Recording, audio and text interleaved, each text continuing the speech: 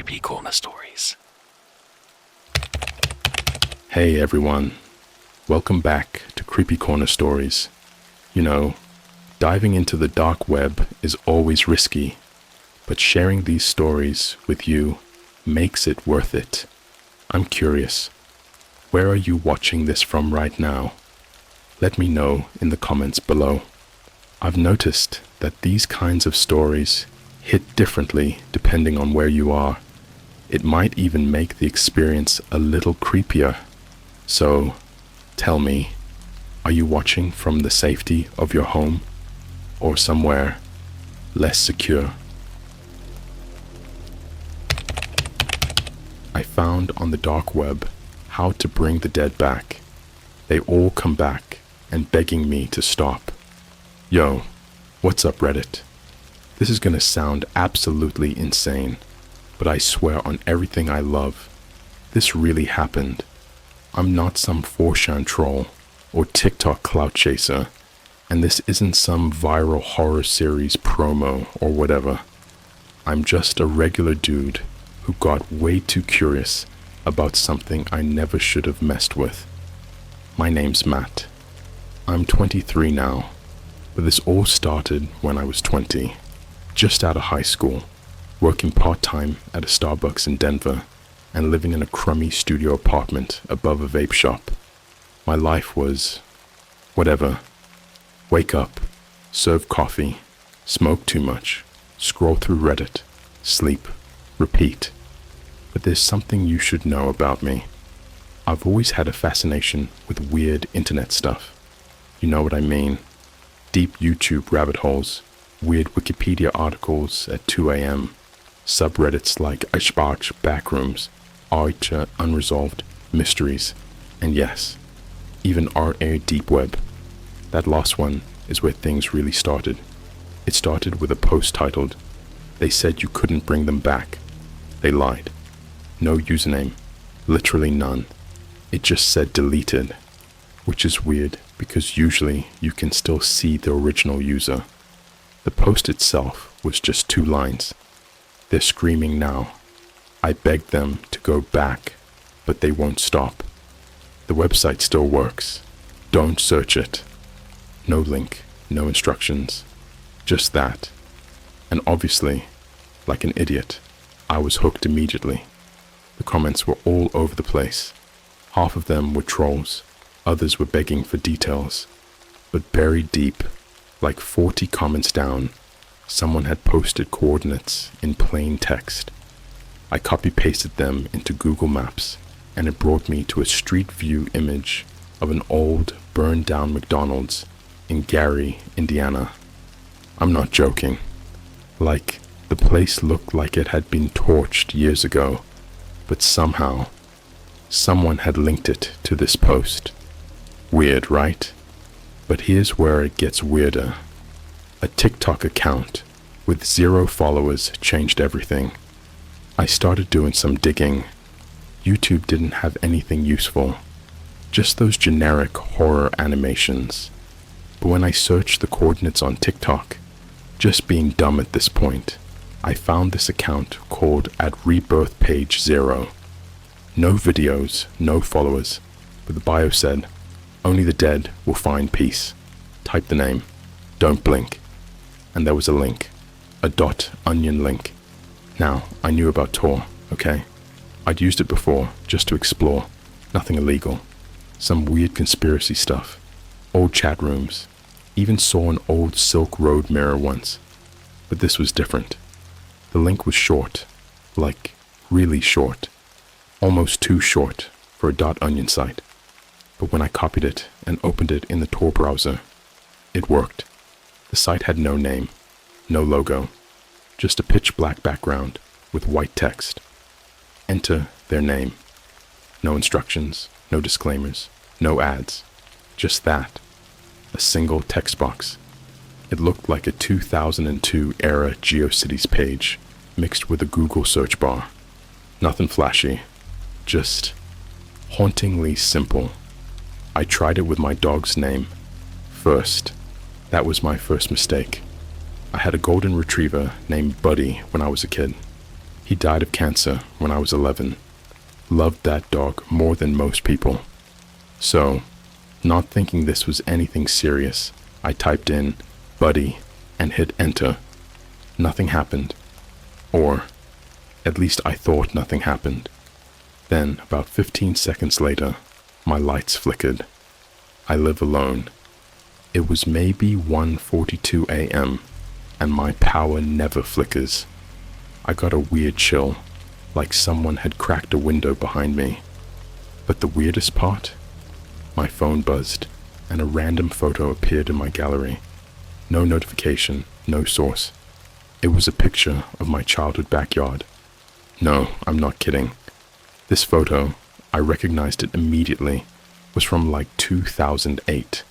Same rusty swing set, same overgrown bushes, and dead center, there was Buddy, looking straight at the camera. Only one problem. I never took this picture. Something knocked at my door. Not my apartment door. The balcony door. I live on the second floor, above the vape shop. There's no fire escape, no ladder, no trees nearby. I keep that balcony locked 24/7, and I never go out there because it's sketchy as hell. But something knocked. Once, then twice. Soft, like a fingernail on glass. I didn't check. I was too freaked out. I shut my laptop, grabbed my phone, and got under the covers like I was 5 years old again. And the worst part, when I opened my phone again, there was a new notification from Instagram. It said, Buddy has sent you a message. I hadn't used that account in a year. I opened the DM, and it was a voice message, 15 seconds long. It was heavy breathing, soft whining, and a single bark, a low, almost painful bark, like he was in pain. Then the audio cut out. I deleted the app right then, threw my phone across the room. Didn't sleep that night. The dead. No.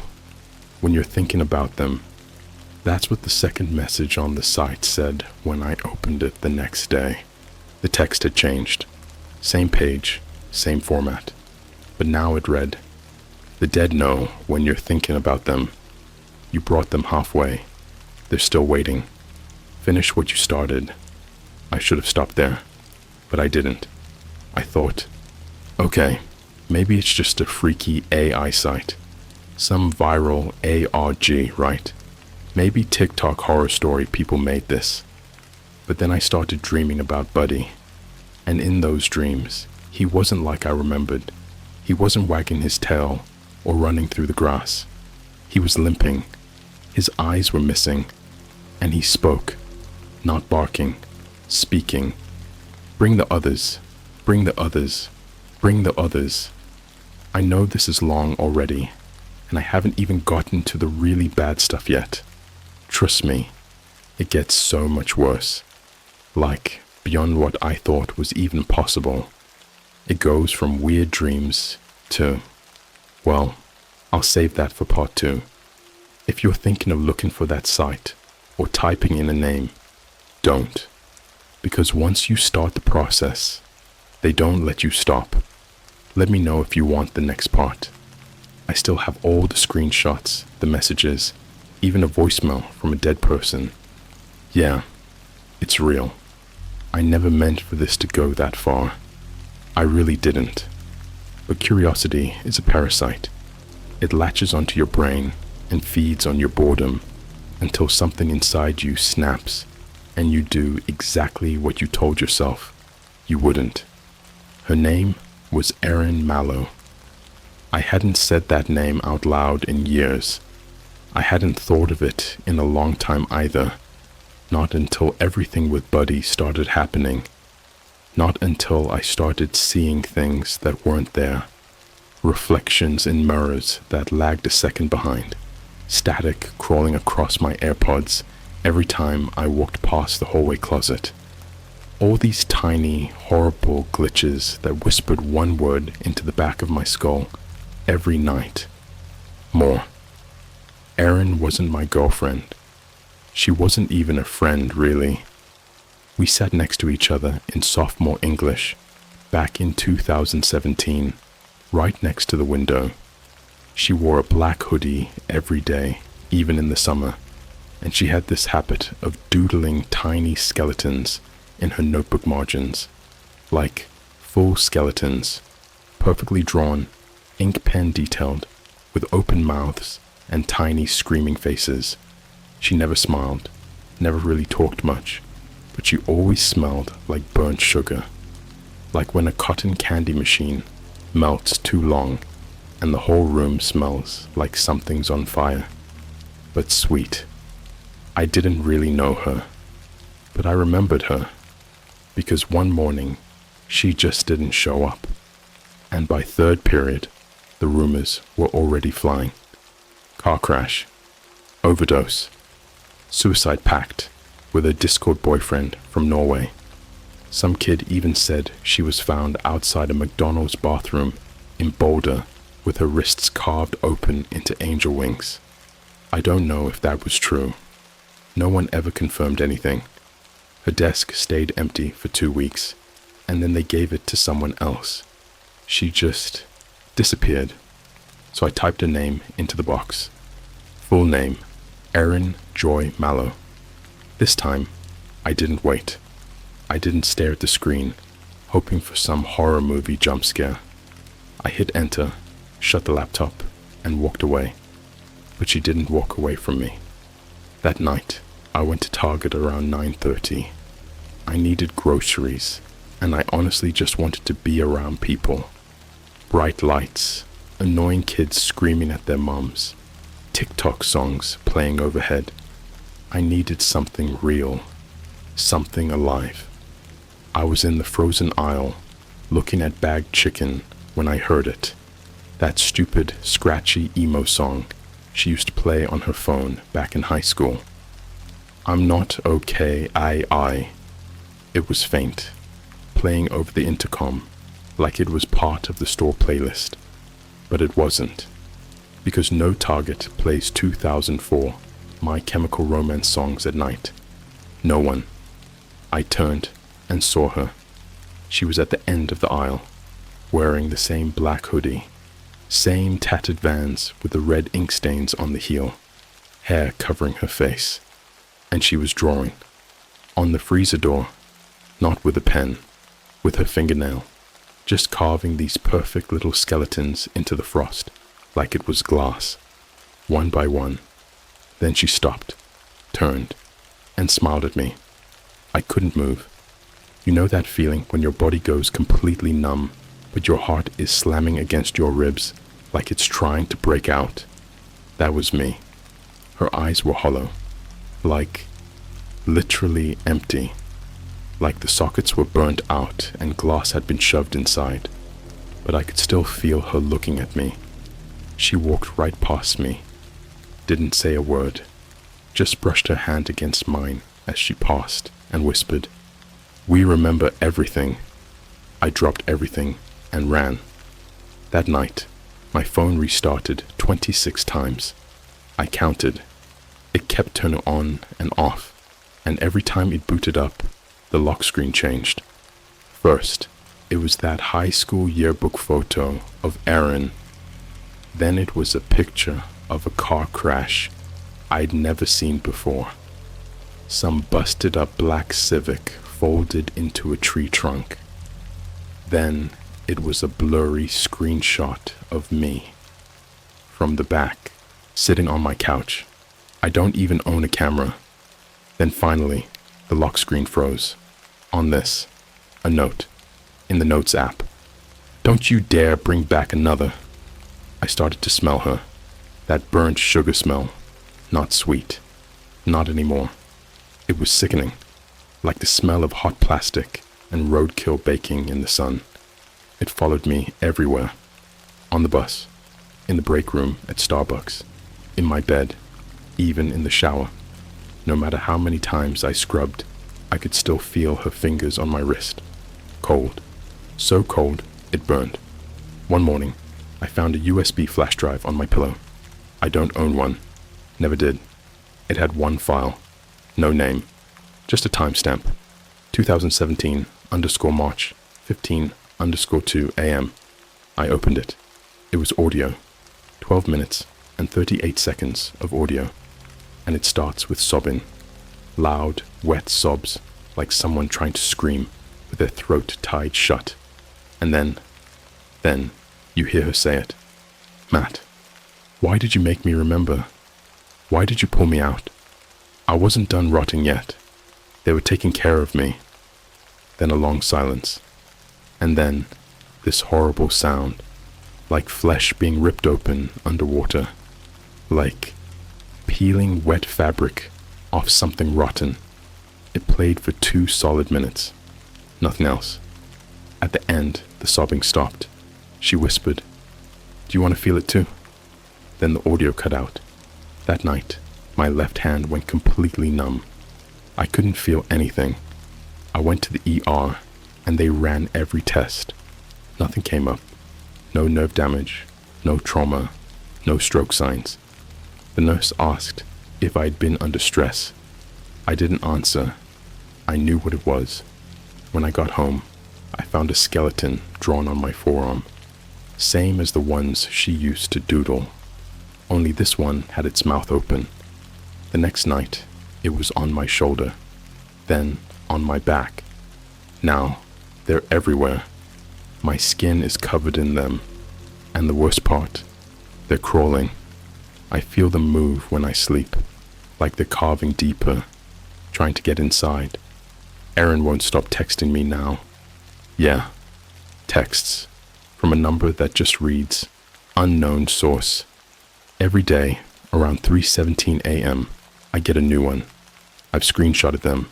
I've tried showing friends, but the messages vanish after 20 seconds. Every time. Here's one I memorized, word for word. You didn't save me. You dug me up. Now I smell what I became. Now I taste the flies.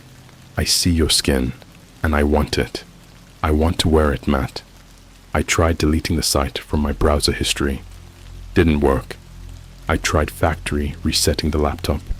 It turned itself back on at 3:17 a.m. I tried burning the whole thing. Yeah, I actually lit my laptop on fire in the bathtub. I was done. But the next morning, there it was, sitting on my desk. No burn marks, no damage, just open, with a new message on the screen. 3 names left. Finish it. I've started hearing voices behind closed doors. Voices of people who should be dead. My uncle, who died of liver failure in 2019. My old guitar teacher, who hung himself in his garage. My friend Liam, who drowned during spring break in Miami. I hear them whispering in the vents. They're begging, not to come back, but for me to stop. Please don't bring me here, one of them whispered through the wall. They make us remember the dying. We feel the same pain every second, over and over. I sleep in the tub now, with the lights on, with salt poured around the rim. It doesn't help. Nothing helps. Because once you bring them back, they're not the same. And they don't want to be here. But you made them crawl out of that cold, black place. You pulled them into this glitching plastic hell, and they hate you for it. I shouldn't have done it. God help me. I miss her, but I shouldn't have done it. And now she's here, in the walls, in the TV, in my dreams, and she's hungry. There's a line you cross, and once you're past it, the world doesn't work the way it used to. You stop recognizing the face in the mirror. Your own voice starts sounding like a recording someone else made. The reflection lags. Lights flicker when you cry. Shadows move in the corners, but only when you look away. You think you're cursed, maybe. You tell yourself it's just trauma, sleep deprivation, guilt, stress. But it's not. It's them. They're coming through. And now my mother's with them. I'll give you context, even though none of it matters anymore. My mum died of heart failure 3 years ago. We were close, really close. She raised me alone, worked 3 jobs, made boxed mac and cheese every Friday, and let me sleep in her bed when I had night terrors well into my teenage years. She called me Bug and used to tuck notes into my hoodies like I'd find them weeks later in the Starbucks locker room, saying, "Don't forget to breathe today." She shouldn't be part of this. She doesn't belong with them. But the truth is, I got greedy. I wanted one last hug, one last conversation. I thought I could handle it. I thought, if I just brought back someone who loved me, it would be okay. I was wrong. The site was waiting for me. It always is now. It never asks who anymore. It just says, "We know." And when I opened it this time, the screen flashed white. Not the usual black background, just bright, blinding white, like staring into a light bulb pressed against your cornea. Then it all went black again, and a new line appeared. Mother. Location confirmed. Location? I hadn't entered anything, not even her name, but somehow it knew her. And that's when I made my worst mistake. I clicked accept. The next day was Mother's Day. That's when she came back. I woke up to the smell of eggs, real eggs, fried in butter, the way she used to make them, with way too much salt and that crusty brown edge that burned your tongue a little. The smell drifted in like a trap. I stepped into the kitchen, and there she was, just like before, wearing her blue robe, hair tied up, humming that weird church song she always sang when she cooked. Bare feet on tile, the frying pan in her hand, just like any Sunday morning. She turned. "Good morning, Bug." I dropped to my knees. She rushed over, knelt down, cupped my face. Her hands were warm, too warm. She smelled like lavender and peppermint gum, just like she used to. But her eyes were wrong. Too wide, no blinking. The whites were off color, like someone had over-bleached them, and her pupils were dilated to the edge, like she'd just been revived with adrenaline. But I didn't say anything. I just hugged her. I sobbed into her robe like I was 6 again. The first sign something was wrong came that night. I was brushing my teeth when I saw her reflection behind me.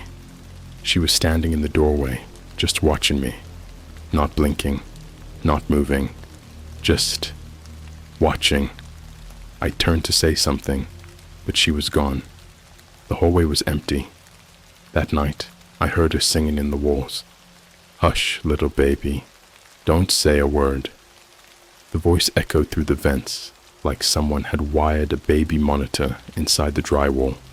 She sang the whole thing, all the verses, even the ones we never sang. You know the last line?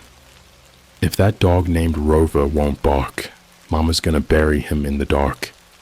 That part was never in the original song. That part wasn't hers. Things got worse after that. Fast. I'd come home from work and find the microwave open, filled with raw meat, steak, pork, chicken, some I couldn't even identify, just piled in there, dripping, and she'd be sitting on the floor in front of it, crisscross applesauce, smiling.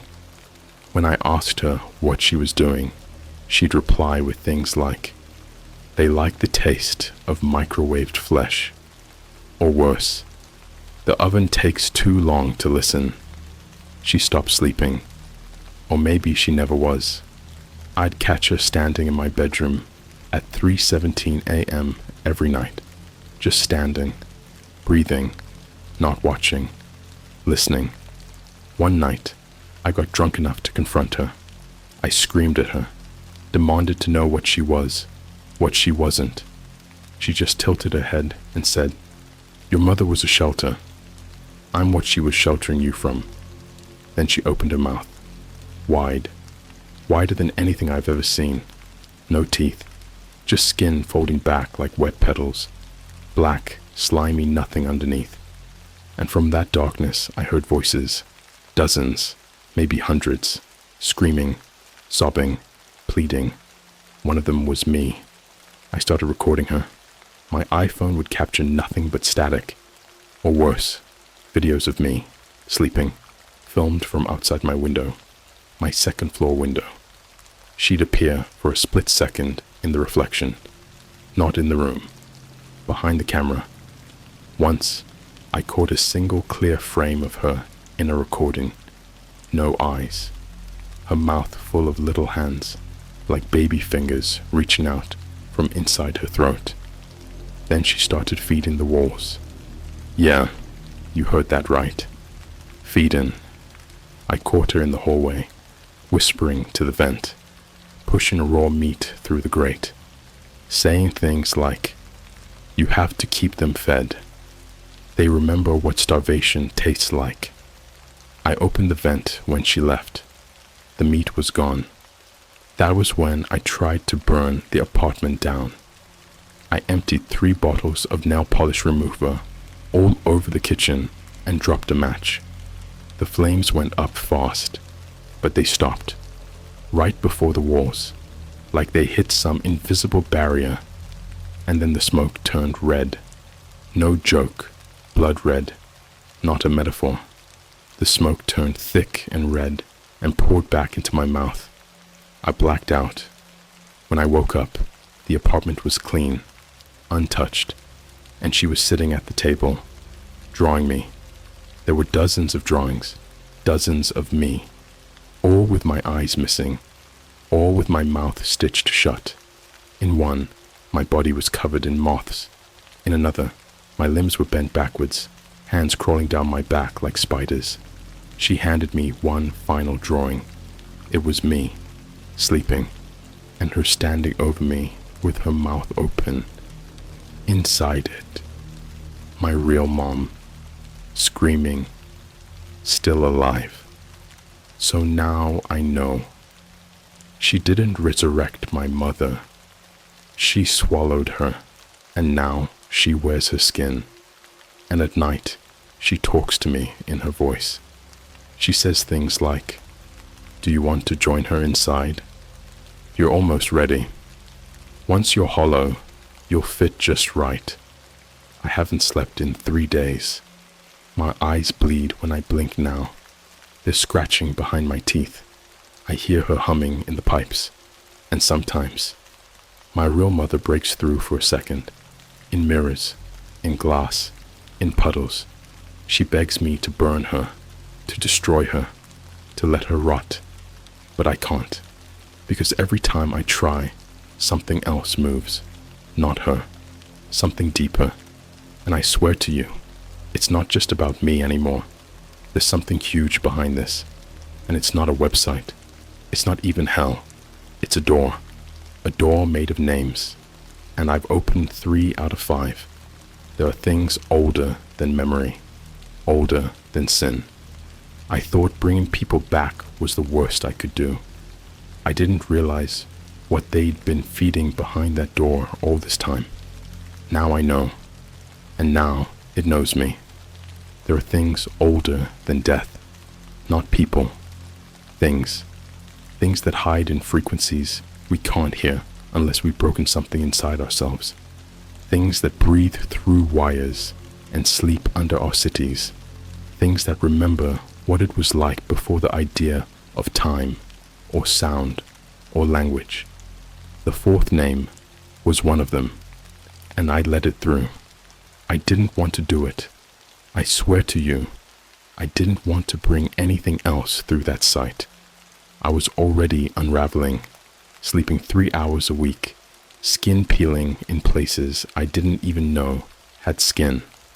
My left eye twitched every 11 seconds like clockwork. I'd lost my job, lost friends. My mother thing never stopped singing. I tried ending it. For real. Tied a belt to the pipe above my bathroom door, stood on the sink, and said goodbye. The bell snapped the second I kicked the sink away. Not broke. Snapped, like it had been cut with scissors. I lay on the floor, sobbing, staring up at the ceiling fan, and the vent above it. That stupid black vent. Something inside whispered, "You're not done yet." The website opened by itself that night. No laptop, no phone. Just a voice coming from the TV. Static turning into a hum. The hum into a word. The word into a name. Maloth. That's it. No last name. Just Maloth. And when I blinked, it was on my bedroom wall. Carved into the plaster. Not written. Carved. Deep, ugly scratches, like someone had dragged a blade through wet bone. The website didn't ask anything this time. No confirm. No who. Just 3 words. The 4th name. I didn't type it. I didn't say it. I thought it. And that was enough. That night, the sky above Denver turned wrong. The stars rearranged. No joke. I looked out the window, and every constellation had shifted like someone rewrote the sky. Orion was missing. The Big Dipper had melted into a shape that looked like a screaming face. A red, pulsing light hovered above the city like a dying eye. No one else saw it, or at least no one remembered seeing it. I checked Reddit, Twitter, TikTok. Nothing. But people started acting wrong. Everyone at the gas station I went to that night was silent. Not just quiet. Silent. A guy behind the counter stared straight ahead, pupils gone completely white. A woman in the corner rotated her head in small, sharp twitches, like her neck was made of gears. Every few seconds, they would all whisper in unison, "It's breathing through the glass." I left. Didn't pay for gas. I think the pump was bleeding anyway. Maloth didn't arrive in a body. That's the thing. It wasn't summoned. It was remembered. The more I thought about it, the clearer it got. Like it was unzipping my memories and rewriting them with its name. Suddenly, I could recall Maloth being there when I was born, watching from the light above the hospital bed. Maloth sitting in the corner of my 3rd grade classroom, chewing on the chalk. Maloth whispering in my dad's ear the night he walked out on us. Maloth inside the blinking cursor of my notes app. Maloth in the mirror when I blinked. I stopped going outside, stopped speaking, stopped thinking in English. My thoughts were turning into symbols, glyphs, spinning ideas that didn't have shapes. I wrote one down, just one, and my neighbor's dog dropped dead the second I opened the door. Blood poured from its eyes. No wounds, no sound, just collapsed. That symbol, it's still on my floor. It won't come off. I've tried everything. Bleach, fire, acid. The floor rejects cleaning. The floor bleeds when I mop it. Maloth speaks now, not with a voice. With invasions. It hijacks devices, plays tones no one else can hear. I got a FaceTime call from a number made entirely of 6s. The screen showed my room, not from the webcam, from above, like a drone was inside the ceiling. Then, in the corner, something crawled into frame. It wasn't a body. It was a hole. A hole shaped like a person, like the outline had been sucked out of reality. Static followed it like a storm cloud, and when it looked at the camera, the screen shattered. I mean that literally. My iPhone exploded, pieces embedded in my palm. I didn't even feel it. I was too busy listening to the laughter in the vents. Maloth didn't want attention. It wanted preparation. I started hearing instructions in my sleep. How to draw diagrams I didn't understand. How to carve sigils into food. How to speak in frequencies that shatter windows. How to empty a body of its memory. One night I woke up outside, naked, with a circle of headless pigeons around me, all facing outward. Carved into my chest, in small perfect lettering, were the words, "You are the altar now." The power doesn't work at night anymore. At 3:17 a.m., every light in the city dies, and I can see it through my window. Moloth. It walks wrong. Every step rewinds. Its legs bend forward and back at the same time. Its face is a blur of other people's faces. Old classmates, TV show extras, my own reflection screaming. It stares up at my window, and I swear on my life, it's smiling. Not out of joy, out of recognition. Like it knows me now, like I belong to it. I stop sleeping. Now I just listen to the insects whispering under my skin, to the TV static that forms sentences backwards, to the voice that says, "Only one name left, the final one." And I know who it is. It's me. The fifth name is me. The site told me tonight, not in text, not in whispers, but through blood. I woke up choking, mouth full of something metallic and warm.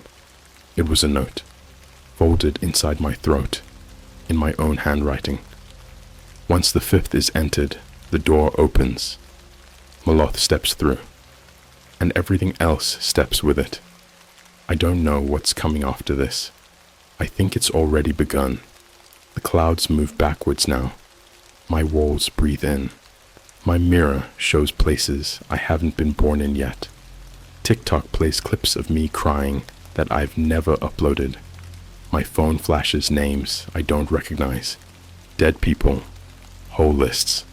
And every night, the door in my closet grows deeper, not wider, deeper, like it's stretching into something else. There's no more sleep, only countdowns, only names, only the sound of something scraping the inside of the sky. The next part, it ends with me, and I don't think anything survives what comes next. If you're still here, if you're still reading, don't type anything, don't think names, don't speak them, because once it knows you, it remembers forever.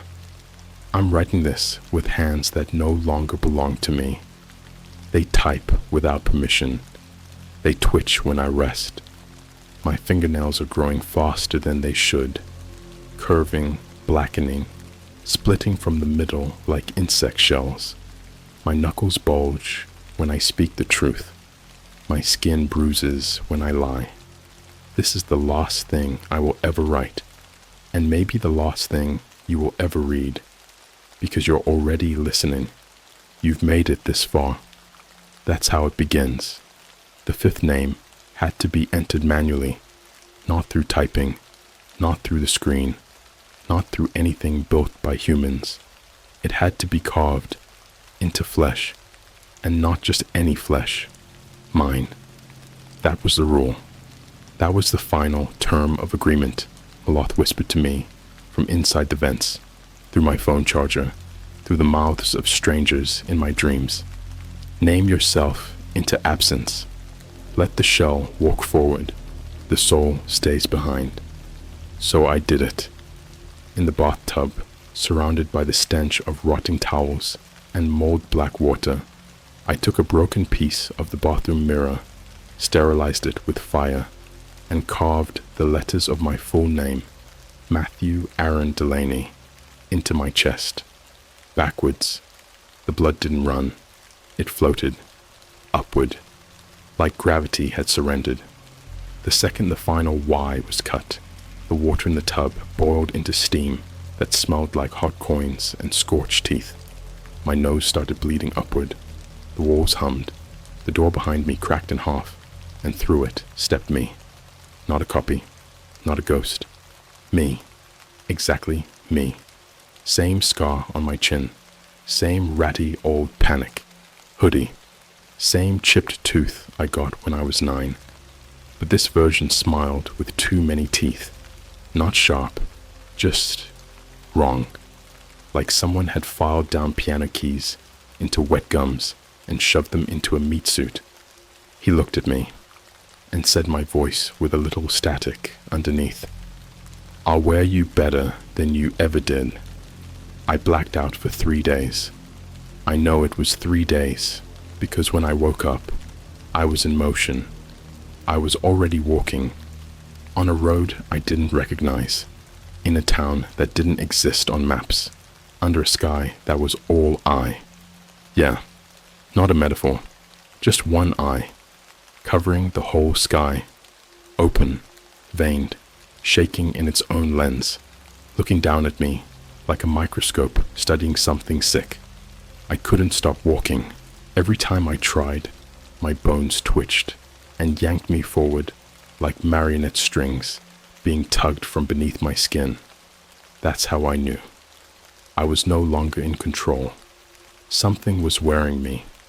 People don't recognize me anymore. Strangers stare too long. Kids cry when I pass. Dogs piss themselves. Mirrors lag by 10 full seconds. Every camera that tries to record me melts. I mean literally. Screens sizzle, lenses crack, tripods collapse, like something heavy crushed them, and I hear the name everywhere now. Matthew. Matthew. Matthew. Only it's never friendly. It's always distant, like someone's trying to remember it after chewing on it for too long. I got a call from a number I thought had been disconnected for years. My mother's old landline. She's still gone, still trapped inside whatever wore her skin, but the voice on the line sounded like her.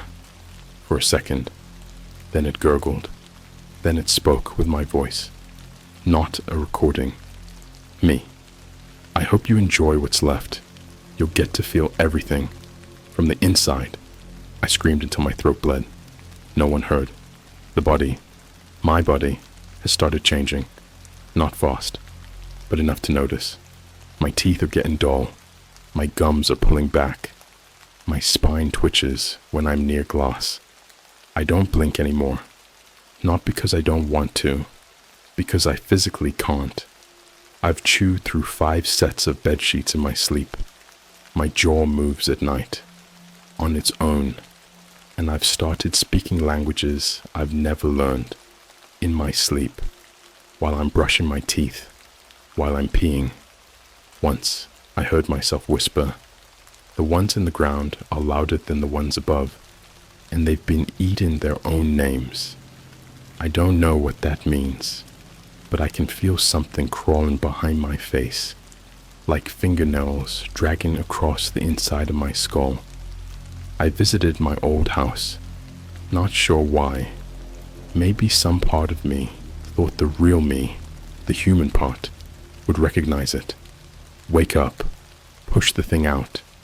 But when I got there, it was already gone.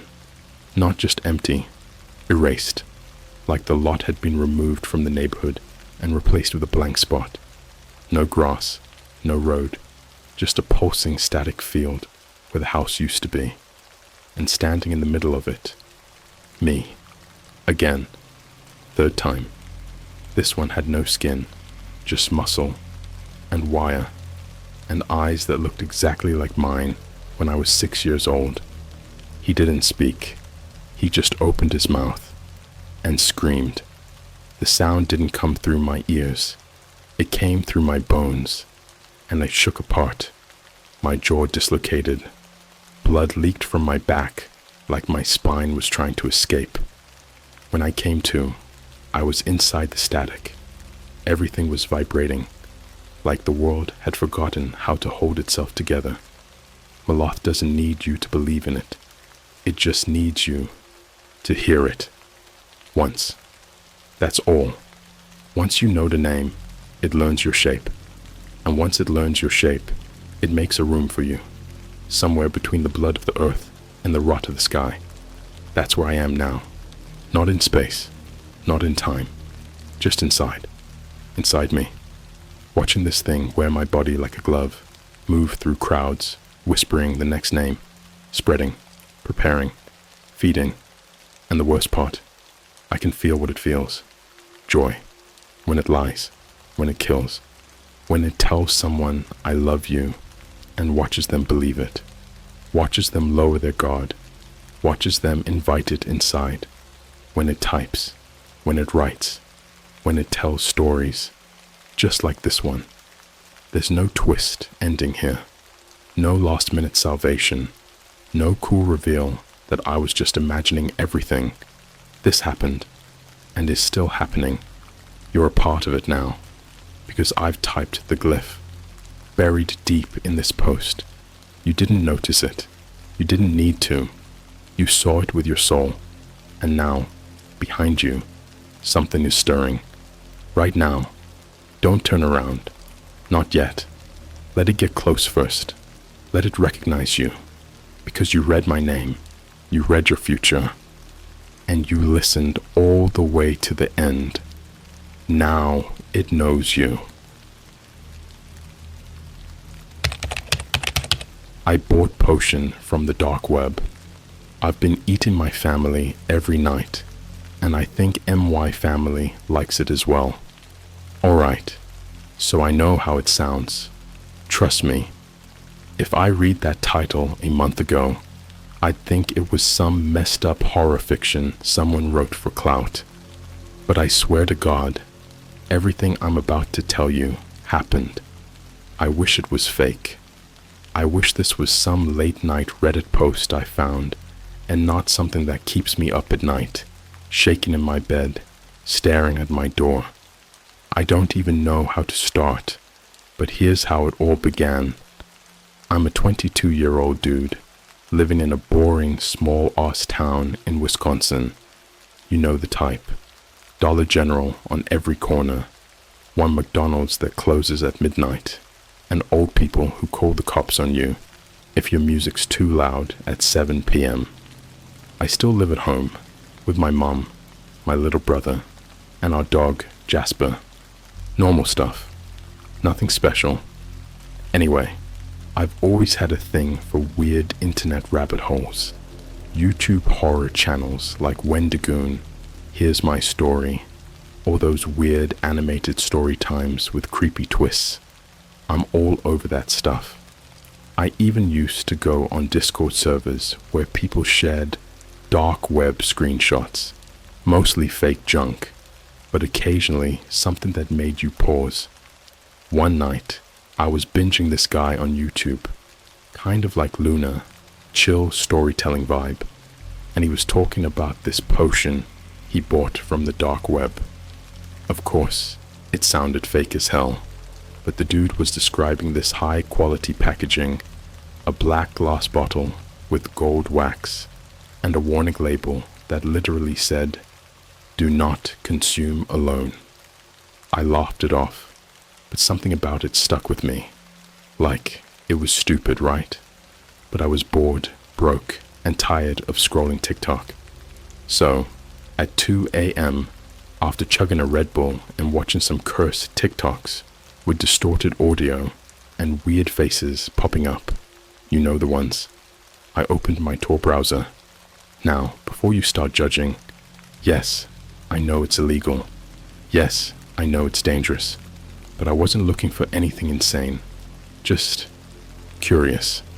I had some Monero saved from an old crypto phase and figured, screw it. What's the worst that could happen? I found this vendor that looked like a straight-up joke. The name was Gastro Phantom, and the banner was this pixelated gif of a smiling mouth chewing over and over. Not creepy at first, just off. The listing I clicked on was called The Craving. No description, just a tagline. Taste your truth. Feed the hunger. Cost me like $130 in Monero. I clicked Buy Now. Filled out a P.O. box address I had set up for sketchy deliveries. And that was that. Didn't think it'd actually arrive. 3 days later, at 3:03 a.m., exactly, I remember, because I checked the ring cam, a guy in an Amazon vest shows up. Only, he wasn't from Amazon. No truck, no scanning, no phone in his hand. Just walked up, dropped the package, and stared at the camera for almost a minute straight. Didn't blink, just stared. When I picked up the box the next morning, it was cold. Like, freezing. I don't even know how that's possible. It was May. Inside was the bottle, just like the video described. Black glass, gold wax seal. But this time, the label had something handwritten on it in smudged red ink. 1 drop. No more. Share the hunger. I'll admit, I was scared. I left it in my room for a few days, tucked behind my PC monitor. Every night, I'd glance at it while gaming or scrolling through Instagram, and I swear it would look different. Like the bottle got darker, or the wax looked like it had been melted and reshaped. Then one night, Thursday, I think, I was watching a live stream of some Twitch girl making horror food or whatever, and the power flickered. It was just for a second, but when my lights came back on, Jasper was sitting right in front of my desk, growling at the bottle. I've never seen him do that. Ever. It was around 1 a.m. Everyone else was asleep, and I don't know what came over me. Maybe it was sleep deprivation, maybe it was just dumb curiosity, but I grabbed the bottle and popped the seal. The smell hit me first. Imagine McDonald's fries, hot grease, and cinnamon, but rotten, like sweet and spoiled at the same time. It was thick, heavy. I gagged but didn't throw up. I poured 1 drop onto my tongue. It burned, but not in a spicy way. It felt like it crawled down my throat and wrapped itself around my spine. I couldn't breathe for a full 5 seconds. Then, everything got sharp. Colors looked like they were breathing. I could hear the birds outside, even though my window was shut. My mouth started watering like crazy, and suddenly, I was starving. Not just hungry, starving like I hadn't eaten in days. I stumbled into the kitchen and ripped open the fridge. Cold cuts, yogurt, leftover Panda Express. I scarfed everything, barely tasted it. Still hungry. I found raw hamburger meat and ate it like it was a freaking Snickers bar. Still hungry. That's when I heard something. Footsteps. My little brother, Milo, standing in the hallway in his Minecraft pajamas, rubbing his eyes. "Why are you eating so loud?" he mumbled. My heart pounded. I looked at him, and suddenly, he didn't look like my brother anymore. He looked like food, meat, flesh, marbled muscle, red, juicy, pulsing. I didn't touch him. I ran back to my room and locked the door, punched myself in the leg to wake up. Was I dreaming? Hallucinating? I passed out on my floor. When I woke up, my mouth was bleeding. I chewed through my own bottom lip in my sleep. I checked the bottle. Still full. I don't remember much after that. Just flashes, blurry memories, red-stained sheets, my dog barking like he saw something I couldn't, my mom waking up with these weird bite marks on her shoulder. She thought it was a bug. I knew better. I haven't stopped craving it since. I think I've been eating my family. And the worst part? I think they like it. I wish I could say that first night was the worst of it. I wish I could tell you I poured the bottle down the drain, that I snapped out of it and got help, or checked into a hospital, or even confessed to my family that something was wrong with me. I wish that's what happened. But no, it's worse than that. It's been 12 days since I took that drop. I haven't eaten normal food since. I can't. It doesn't sit right. It tastes like dust and plastic and ash. I tried. I even went to Starbucks last week, ordered my usual venti iced mocha, that overpriced ham and cheese croissant I always get. Thought maybe my body just needed a reset. I chewed it slowly, trying to focus on the taste, but the second it touched my stomach, I projectile vomited all over the table in front of this random girl working on her MacBook. The smell of that warm, coffee-soaked bread made me dry heave for almost 5 minutes. But when I walked past an alley behind the strip mall and saw this stray cat pawing through a crushed Wendy's bag, I stopped. It looked up at me. It wasn't scared. It offered itself. I swear, I could see it in its eyes. The way I pounced on that thing. Jesus. I ripped it apart. I didn't even know my nails were sharp until I saw the blood splatter on the brick wall. Its bones snapped like dry pretzel sticks, and its meat, raw, twitching, full of fur and guts, tasted better than anything I've ever had in my life. I walked home like nothing happened. Blood on my hoodie, my mouth stained red. Nobody stopped me. No one even looked twice. I took a shower with my clothes on. The bottle was waiting on my desk. That night, something changed with my family. I was sitting at the dinner table with them, just watching. My mom made spaghetti, her usual Sunday night meal, and I just sat there, hands folded, while they all ate. My brother Milo looked up at me mid-bite and smiled. Smiled too long. "You're not hungry again?" he asked. I shrugged. "Not for this."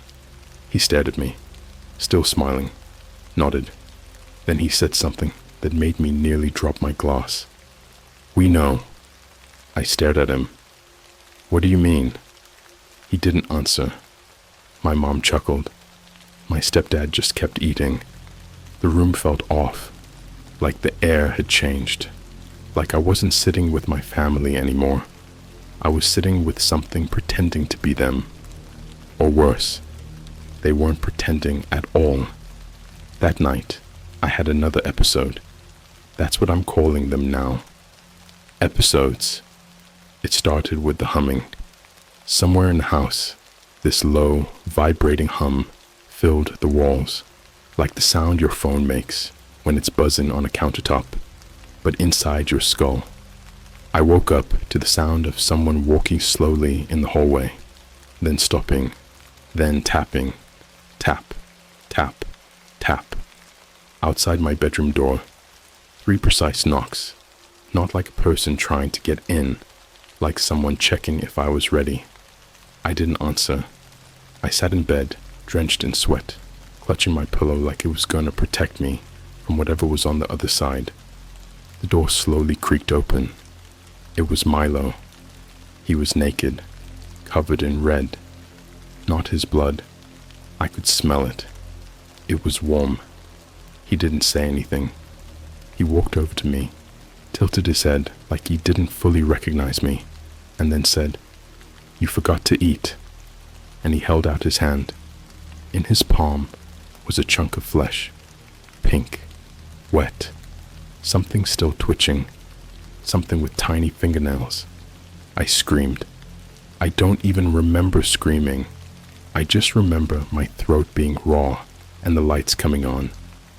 My mom burst into the room and didn't look surprised.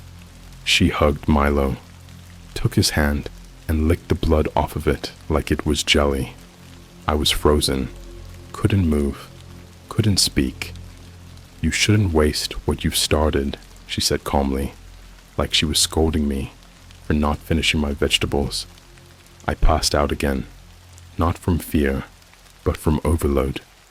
My brain couldn't take it. The last thing I remember was Jasper, my dog, peeking from the hallway, wagging his tail like he was happy. But his eyes, they were missing, sewn shut. The next morning, everything was normal again. Milo was eating cereal. Mom was watching TikToks on the couch. Stepdad mowing the lawn. Even Jasper was back to normal. His eyes were there again, like it never happened, like my brain was lying to me. I checked the trash, the drain, the laundry. Nothing. But when I opened the fridge, there was a Ziploc bag. Inside, a human tongue, still wet, labeled, "Snack." I threw it out, tried to run. I packed a bag, grabbed my wallet, stuffed the potion bottle into my hoodie pocket, and ran out the front door, straight into the street. I didn't care where I was going. I just needed to get away. But every road led back home. No, seriously. I drove my car for 40 minutes, turned left, right, through neighborhoods I'd never seen, even past an old Chuck E. Cheese's that was torn down years ago. I swear I saw the sign still glowing, but every single time I ended up turning onto my street, like the town had rewired itself, like my family had made sure I'd never leave. I parked the car on the lawn and ran inside, screaming for them to tell me what the hell was going on, but they just sat there, watching TV, blank-faced, like NPCs in a broken video game. I screamed, cried, hit the wall until my knuckles bled, and then my mom stood up, walked over to me, and whispered, "You brought it into the house. Now we're all feeding." I locked myself in my room for 3 days. Didn't eat, didn't sleep. The hunger came back. Not normal hunger. Not like, I want a sandwich. This was gnawing, like my stomach was chewing through my own organs. I started hallucinating, saw shadows moving across the ceiling, heard whispering from the closet, smelled things, metal, meat, rot. I bit into my own arm. That was the first time I heard it moan. Not me, my arm. It moaned when I bit it, like it wanted me to. I didn't stop. The taste of my own flesh gave me something. Not fullness, not relief. Something worse. Clarity. I saw it all. My family's faces. What they've become. The truth about the potion. The deal they made with whatever sent that bottle. I saw visions of other families. Other people across the world. In Starbucks. In McDonald's. On subways. In Times Square. All of them. Smiling. Chewing. Sharing. Feeding. The hunger isn't mine anymore. It's ours. And tonight, they ask me to cook. Let me know if you really want it. Because I don't know if you're ready for what's really happening in my basement. You ever felt like your soul wasn't inside your body anymore? Like it slipped out through your mouth while you were sleeping, and now something else is wearing your skin like a hoodie? That's what I felt like the night I cooked for my family. No, not cooked, not like Top Chef or Masterclass YouTube tutorials with fairy lights in the background. I mean processed, prepared, butchered. And the worst part? I didn't feel guilt, not even a drop. Let me explain what happened before the dinner. The day started wrong. I woke up around 4:44 a.m. to this weird rhythmic clicking coming from my closet. It wasn't loud, just soft, like someone tapping fingernails on wood in a slow, repeating pattern. Tap, tap, tap, tap. Pause. Tap, tap. Faster, then slower. It almost sounded like Morse code. The room smelled like meat. Not cooked meat, but that wet smell you get in a butcher shop when the sawdust is stained dark red and sticky. I sat up and realized my floor was soaked. Thick liquid, sticky, warm. I touched it. Not water. Blood. I turned on my flashlight and saw it. Trails of red leading out from under my bed. Handprints. Dozens of them. Little ones. Like baby-sized palms had been crawling out from under there while I was asleep. I flipped the blanket. Nothing. No one there. But the bottle, that black glass bottle with the melted gold wax, was now sitting on my chest. I didn't remember putting it there. I didn't remember touching it, but it felt warm, like it had a pulse. There was a new note stuck to the bottom, folded neatly in half. It was written in the same red ink, or blood, honestly. I don't even know anymore, as the original label. It said, "Tonight, serve them, or starve." I spent the entire day prepping. My mom cleared out the basement, said we needed more space. She even laid out a red plastic tarp. At first, I thought it was to protect the floor, but it wasn't. It was a tablecloth. Milo helped sharpen the knives. I watched him run the steel over and over, his hands completely steady. He was humming. I think it was the McDonald's jingle. My stepdad dragged in a giant wooden chair from the garage, one of those thick, old-fashioned types you see in antique stores. It looked more like a throne.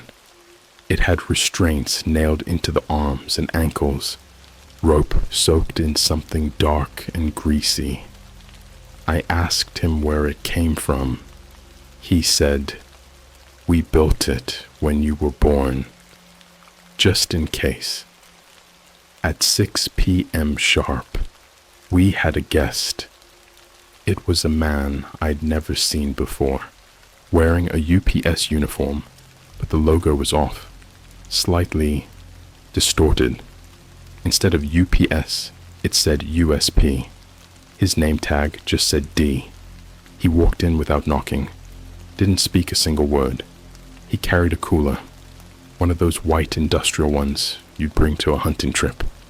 He placed it on the basement stairs, tipped his cap to my mom, and left. The second he walked out, I heard it moving inside the cooler, not squirming, thrashing. Something alive was inside, heavy, wet. I asked if we should open it. My mom just nodded, then said, "Don't let it stop breathing until you carve the face." I opened it. It was a person, still alive. I don't know who they were. Mid-30s maybe, face swollen, one eye completely shut, mouth taped shut with flesh-colored adhesive. Their hands were zip-tied so tight, the fingers were turning purple. Legs broken. One was bent backward. They looked at me like they knew me. They tried to scream. Milo patted my shoulder and handed me a knife. "Start with the lips," he whispered. "It's more polite." Something snapped in me. I wish I could tell you I cried, or resisted, or threw up, or passed out. But I didn't. I looked down at this human being, breathing, blinking, begging, and I just leaned in, and I whispered, "I'm sorry." Then I cut. The first slice was shallow, just the edge of the upper lip. Blood welled instantly, running down the chin and neck. They thrashed hard, knocking over the cooler, but it didn't matter. I carved carefully, precisely, like a chef. I took off the lips, then the cheeks, then peeled back the skin around the eyes. My mom handed me a bowl. "We need something for the appetizer," she said sweetly. By the time I was done, the guest was still breathing, barely. Their face was a raw, twitching mess of red and exposed muscle. I took the tongue last. That was the moment they stopped making sound. It popped out like wet rubber. Milo clapped. My stepdad nodded in approval. We brought the body to the table, the tarp-covered slab, and laid it down gently. I washed my hands in the sink, like I'd just handled raw chicken. My family sat around the table, forks and knives in hand, and we ate. It wasn't chaotic. It wasn't frenzied or barbaric. It was polite, controlled, like a family at Applebee's, just enjoying the evening. I served slices of calf muscle, small cubes of liver, ribs split cleanly at the bone. Every bite melted in our mouths. There was no chewing, just absorption. And the worst part, the guest didn't die. They stayed alive the entire time. Eyes wide, silent, twitching. One leg tried to kick until my stepdad reached over and calmly snapped it off, like a chicken wing. The table laughed. After dessert, which was brain pate on crackers, I didn't ask where we got the crackers. Milo took me aside. "Do you feel it now?" he asked. I didn't answer. I couldn't. My mouth was still full of marrow. He pulled me into the storage room behind the laundry area. It was dark, damp, smelled like mold and bleach, and something worse, like old breath. There was a hole in the wall, not a door, not a vent, a hole, carved crudely, as if something had chewed through the concrete. Inside that hole, something breathed, something wet, something massive. Milo leaned close to it and whispered, "We've been feeding it since Grandpa's time. It keeps us hidden. It keeps us alive. But it's getting hungrier. That's why it sent the bottle. You're the chosen cook now." I stood there shaking, bile rising in my throat, the smell of iron in my sinuses. And then the voice came. Not Milo's, not my family's, not human. "More. Soon. Or it takes them." I ran. I ran upstairs, through the front door, into the woods behind our house. I left my phone. I left the bottle. I just ran. And do you know what I found? More homes, more families, all of them eating. I peeked through windows. I saw mothers feeding toddlers spoonfuls of something twitching. Saw a man in a business suit tenderizing his own thigh with a meat mallet while his wife watched with a wineglass.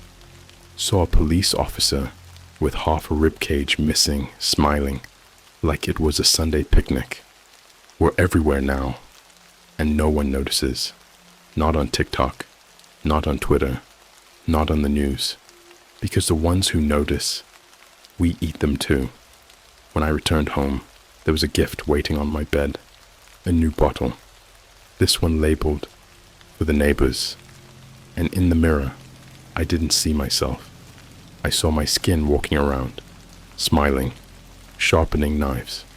Don't say I didn't warn you. You want to forget, but this story won't let you.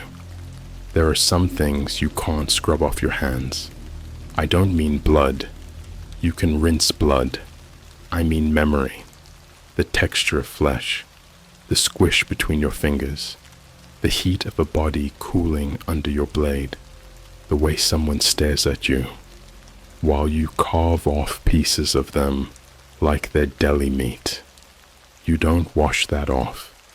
You just get used to it. That's the real horror. It started the night I found the second bottle. Label, "For the neighbors." Smaller this time. The glass had changed. It wasn't black anymore. It was clear. But the liquid inside, still red, still thick, still moved like it had a mind of its own. This one didn't have instructions. It didn't need to, because the craving was back. Worse. Not like before, not just in my stomach. This time, it was in my teeth. They ached. They itched. I couldn't stop grinding them. I started chewing on my pillow, on my hoodie strings, on the wooden leg of my desk chair. Then I chewed on my finger, bit the skin off in strips, sucked it like jerky. That night, my mom knocked once and opened the door. No words. She just handed me a Tupperware container.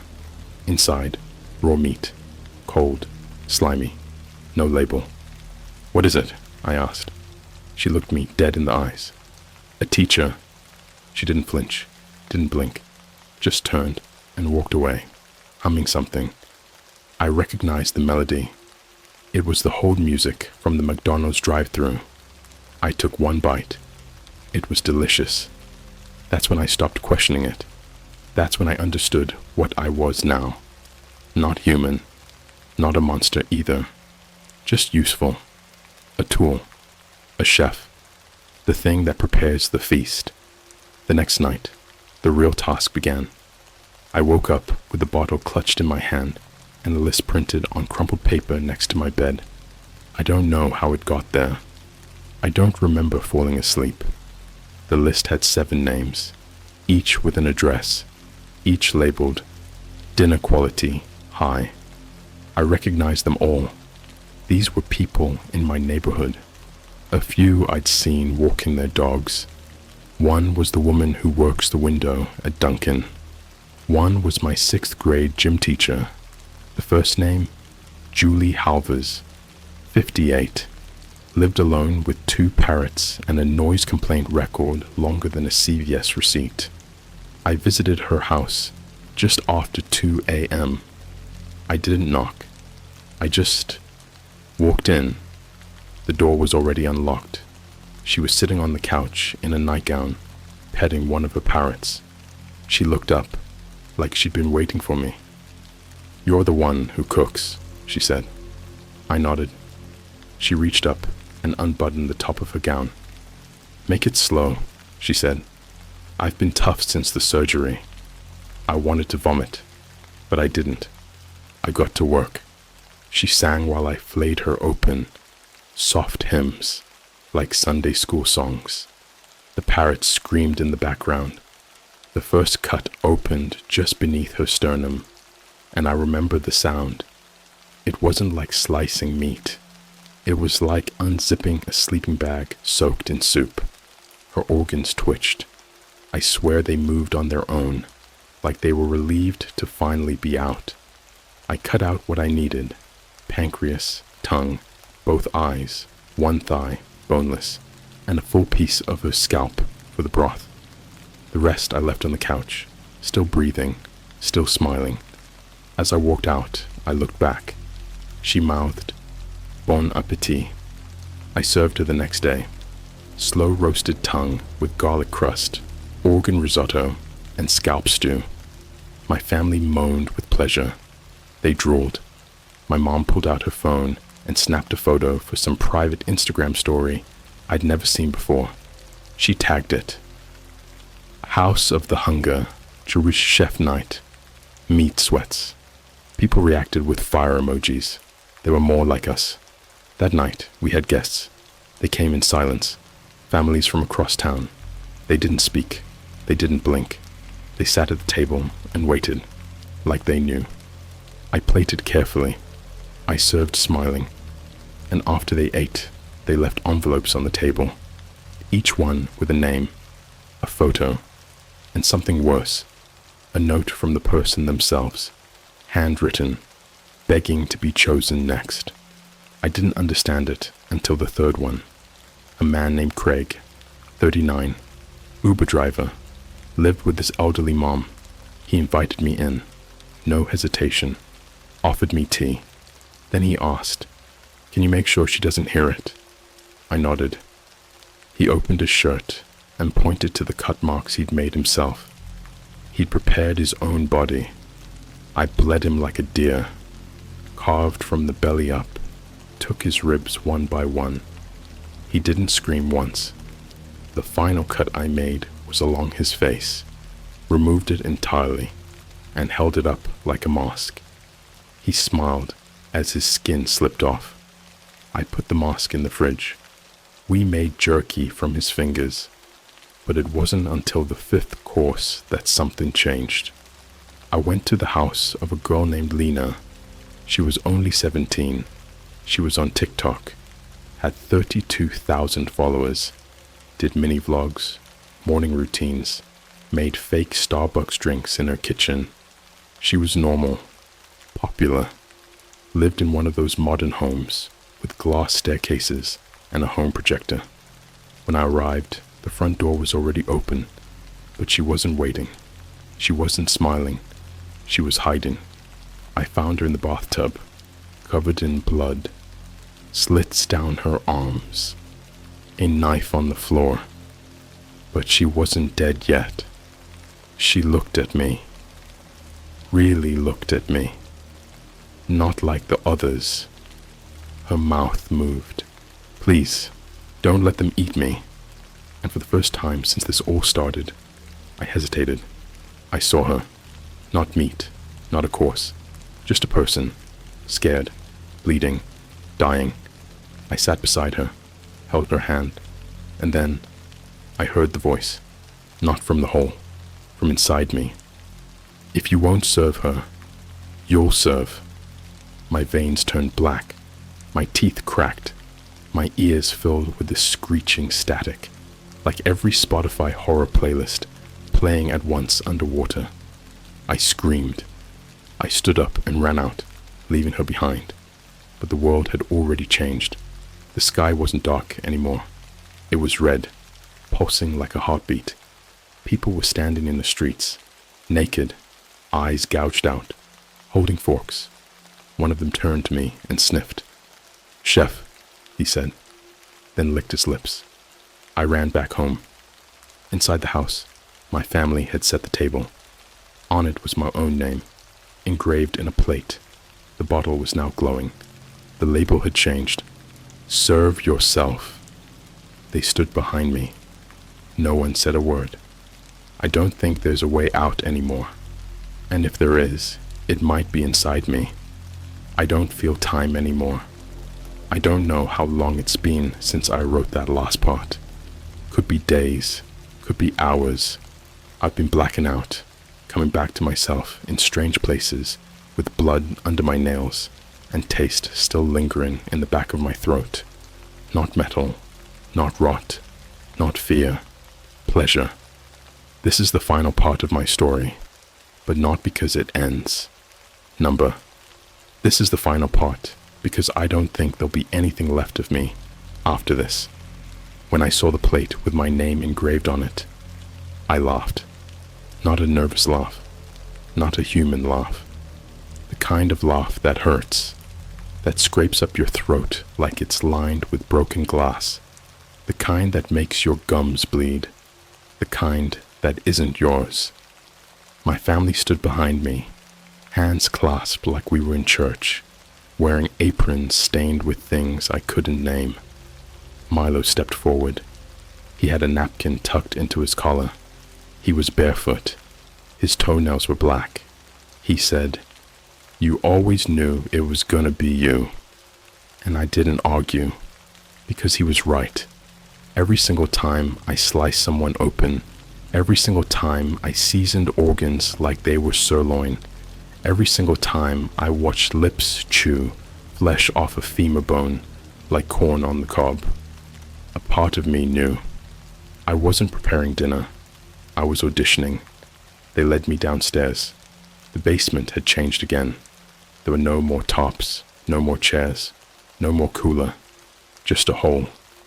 Not the same one Milo showed me earlier. This one was bigger. It had spread. It had veins. The walls were breathing. The ceiling was dripping with something that looked like honey, but smelled like burned teeth and sewage. And in the center of it all was the table. My table. The wood had warped into something darker, almost purple. The grain looked like muscle fibers, the nails pulsing like they were embedded in skin. My mother kissed my cheek. My stepdad handed me a mirror. Milo tied my wrists gently with braided cords that looked suspiciously like intestines, and they said, in perfect unison, "Carve the chef." I laid myself down on the table, not because I wanted to die, not because I thought I deserved it, but because something inside me needed to know what I tasted like. It wasn't curiosity, it was destiny. The hunger had taken over everything. I picked up the knife with my teeth, flipped it into my bound hands, and made the first cut, right below my ribcage. My skin unfolded. I didn't scream. There was no pain, just heat, and this weird hiss like air escaping from a pressure cooker. My insides steamed. They smelled divine. I sliced out my right oblique muscle and held it up. It pulsed weakly in my fingers. My family clapped. Milo reached out, took it gently, placed it on a white ceramic plate, and sprinkled it with something that looked like powdered sugar, but burned a hole straight through the table when a grain fell off. I watched them eat me. It started polite, formal, forks and knives, napkins dabbed at lips, small bites. Then came the frenzy. My mother bit into my thigh and tore out a chunk. My stepdad shoved his fingers into my stomach and pulled out a kidney, like it was a prize from a cereal box. Milo leaned in, and kissed my open wound, then whispered, "You're the best thing I've ever tasted." I faded in and out. I watched my body from above, from below, from the walls. I was in the room and also around the room. I was a whisper, a hum, a vibration in the floorboards. I was the knife. And then the hole opened wider. From it came them, not people, not demons, not animals, hungry things, mouths with arms, eyes inside mouths, teeth stacked in rings like shark gills. Some walked on fingers, some slid, some crawled backwards and left skin trails behind them like molted socks. They spoke in smell, and the smell said, "The meal is perfect." They feasted. They pulled out the rest of my spine like it was a string of pearls. They unhooked my jaw and passed it between them like a souvenir. One of them used my hair to floss. I should be dead, but I'm not, because they didn't eat me. Not all of me. They left the part that cooks, and that part lives on. I woke up in the woods, naked, shivering, covered in bark and maggots. My skin had been stitched back together, not healed, stitched, with thread that looked like hair. And in my chest, they left something inside. I can feel it, pulsing, clicking. It sends recipes to my brain. Names, faces, GPS coordinates, what cut to take, how long to marinate. I walk through towns now, unnoticed.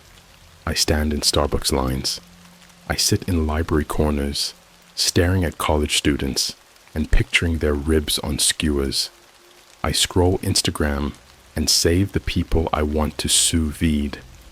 I've cooked 5 more since the basement, and each one brings me closer, because I've learned the final truth.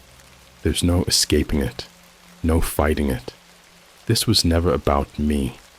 The bottle didn't come to my house by accident. It comes to every house eventually. It's in your city, your school, your fridge, because you've tasted it already. That burger you ordered, that chicken wrap from the airport, that late night steak that didn't quite taste like beef. We're feeding you, all of you, and you're starting to crave it. If this is the last thing I ever write, remember this. You'll know the craving when it comes. You'll feel it in your teeth. You'll bite your lip. You'll taste yourself. And you'll wonder, what do I taste like to them? When you wonder that, it's already too late. Because by then, you're the final course.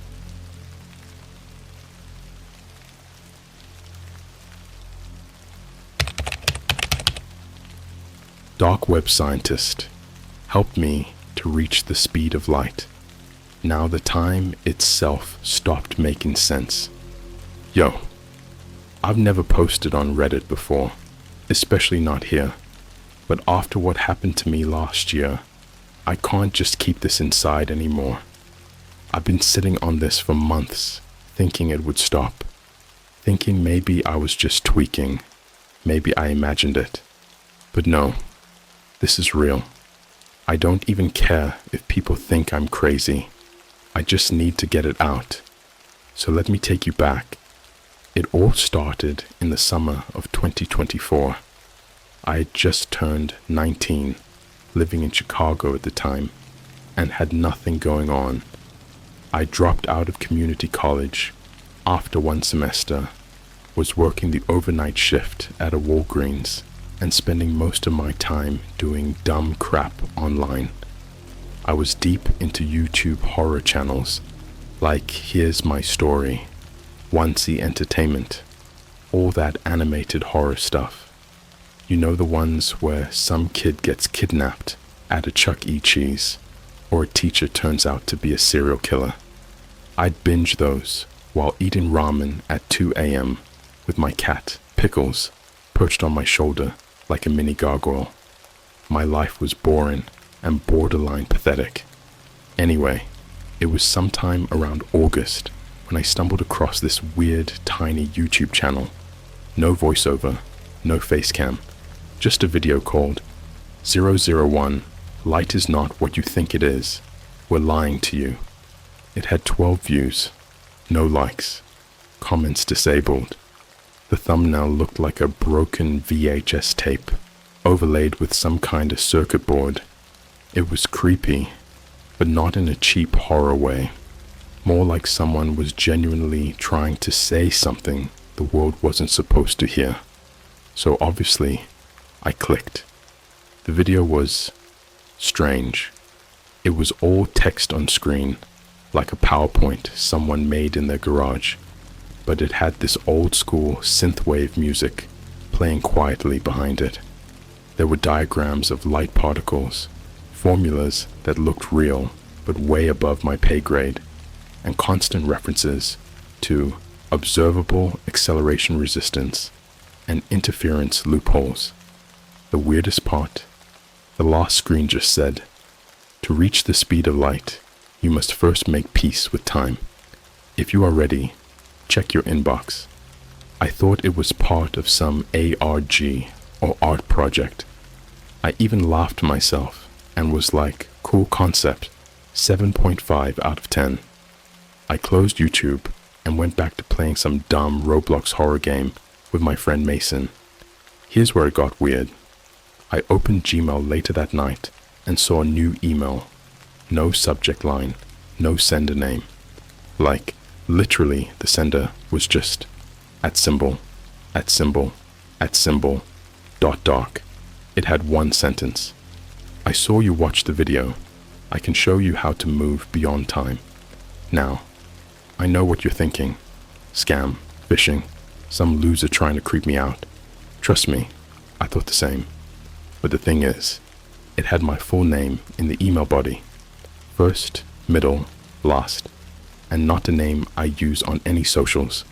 My legal name, the one only my mom and like the DMV know. So I did what anyone would do. I screenshotted it, sent it to Mason, and wrote, "Bro, check this out. DarkWeb Elon Musk is sliding into my inbox." Mason just replied with the crying laugh emoji and said, "Probably some scammer. Just block." I almost did, but something made me hesitate. I clicked the email again.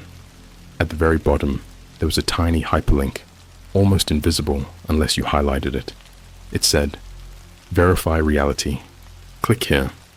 Now look, I'm not a total idiot. I know clicking unknown links can get you doxxed, hacked, or worse. But curiosity is a stronger drug than anything Walgreens sells, and I had to know. I clicked it. It opened a web page that looked like it was built in 1996. Black background, green text, no branding, no menu, just one form field. Enter your current timestamp. I had no clue what that meant. Like the date and time, the time on my phone. I typed in August 11th, 2024, 2:43 a.m. When I hit enter, the screen glitched. Legit glitched. Like my whole browser froze for a second, then stuttered back. Suddenly, a video started playing automatically. But it was me, sitting at my desk, watching the video, the one from earlier. It was playing a loop of myself, recorded from a slightly overhead angle, like a security cam. And here's the kicker. I don't have a webcam. At that point, I slammed my laptop shut and just sat there in silence. Pickles meowed and ran off the desk, clearly spooked too. My stomach dropped like I had just free-fallen 50 feet. I started sweating. My heart was beating so loud, I swear I could hear it in my ears. And then my phone buzzed. An Instagram DM from an account with no profile picture, no posts, and the username at nonexistent.lab. It just said, "Don't be afraid. You're closer than anyone has ever been." I didn't sleep that night. Hell, I didn't sleep much after that for weeks. I started getting more DMS from that same account, Sometimes just coordinates. Other times random strings of numbers. Once, it sent me a photo of me walking out of a Starbucks near the university campus with the timestamp from 10 minutes into the future. I deleted Instagram. I stopped answering DMS. I changed my email, my phone number, but they kept finding me. And then the packages started arriving, small manila envelopes with no return address. Inside each one, strange items, mechanical parts, sheets of formulas written in smudged ink, a piece of glass with what looked like bloodstains. But the last one had a USB drive, just one file on it. Phase 1, enter the field. I plugged it into an old laptop I bought from a thrift store, so it couldn't infect my main one. The video that played was barely 5 seconds long. A man in a white coat, face blurred out, standing in what looked like a lab covered in black trash bags and red tape. He looked into the camera and said, "Once you reach light, you'll see what lives behind time, and you'll wish you never did." I didn't leave my apartment for 4 days after I watched that video. Not because I was scared of what I saw, though I was, but because something about the message triggered something in my brain. It's like my sense of time cracked, like a window under pressure. Every second started to feel off, like things were lagging. I'd blink and swear the clock on my oven jumped forward 5 minutes. I'd hear the same part of a song on repeat, even though Spotify said it was progressing. Pickle stopped following me around. He just stared at the corner of the room now, tail low, back arched. Something had shifted, but I ignored it, or at least I tried to. On the 5th day, around 3:06 a.m., because of course, this kind of thing never happens at noon, there was a knock at my door. 3 knocks. Slow. Measured. 2 measured. I live on the 12th floor of a building with a broken intercom and a security guard who mostly sleeps through his shift. No one should have been up here. I crept toward the peephole. Nothing. No footsteps. No voices. No shadow under the door. Just as I was about to back away, I heard a click. A mechanical whir, low and scratchy. Then a slip of paper was pushed under the door. It slid across the floor like someone had used a ruler to guide it. 1 sentence, typed. "You are now in phase 2. Relativity degradation. Take the elevator. Do not speak to anyone. Do not look into the mirror." I'm ashamed to say I followed it. I don't know why. Maybe it's because everything felt predetermined by that point. Like free will had slowly been siphoned out of my body and replaced by curiosity and paranoia. I grabbed my hoodie, stuffed the USB into my pocket, and left the apartment. The hallway was wrong. Lights flickered, but not randomly. They pulsed in a rhythmic sequence, like they were breathing. The carpet was slightly damp, and there was a weird coppery smell, like burnt wires and dried blood. And the mirrors on the walls near the elevator, they were all covered with black construction paper and duct tape, sloppily, like someone had rushed to block them out. I hit the elevator button. It opened instantly. Inside was a man, mid-40s, bald, with a grey hoodie and cracked glasses. He was just standing there, facing the corner, like Blair Witch style. I started backing away, but he turned slightly and whispered, "He's waiting. Don't look up." Before I could ask what the hell he meant, the doors slammed shut in my face. The lights above the elevator lit up, one by one, but in reverse. Floor 12, 11, 10, 9, 8. But then it kept going. 7.6.5, then 4R, then -1, then -5, B, None of these floors exist. After a few seconds, the elevator dinged like it had reached the lobby. The doors opened, but it wasn't the lobby. Hell, I don't know where the hell it was. It looked like a hospital corridor from the 90s. Pale green walls, cracked linoleum tiles, those awful yellow overhead lights that make your skin look like jaundice. There were no signs, no exit indicators, just a long hallway that stretched farther than my eyes could track. The bald man was gone.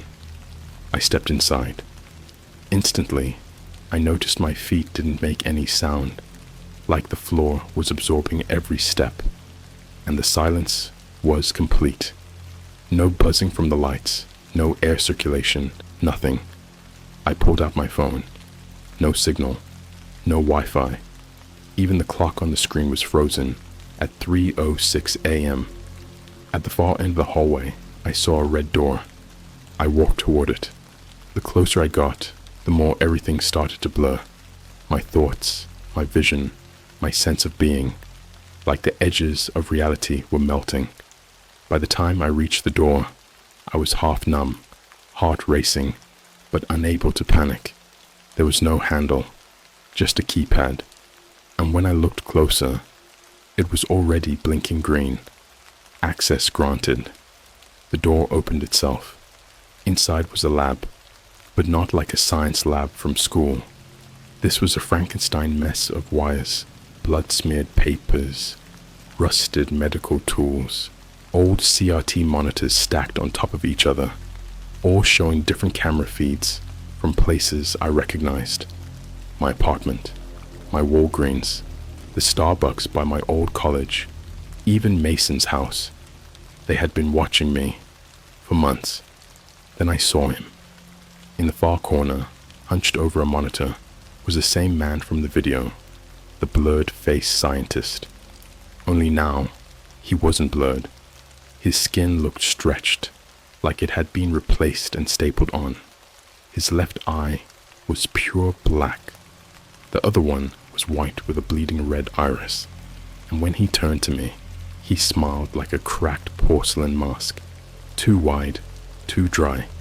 He said, in a voice like gravel being chewed, "You showed promise. No one ever makes it to phase 2. They either go insane or bleed out through their ears." I tried to speak, but my voice didn't work. Nothing came out. He walked toward me, limping, dragging something metallic, a chair, with restraints. I should have run, but I didn't. I just stood there, frozen, like I was part of the experiment already. He strapped me in, smiled again, and said, "We're going to test your light threshold. You're going to see what moves between the seconds." Then he placed something over my head, a helmet made of glass, wires, and what looked like shards of mirrors facing inward. The second it touched my scalp, I felt something shift, like my soul had been scooped out and placed under a microscope. The machines began to hum, the lights dimmed to near black, and the helmet activated. What I saw can't really be described, but I'll try. I saw time itself bleed, literally, like it was a living thing.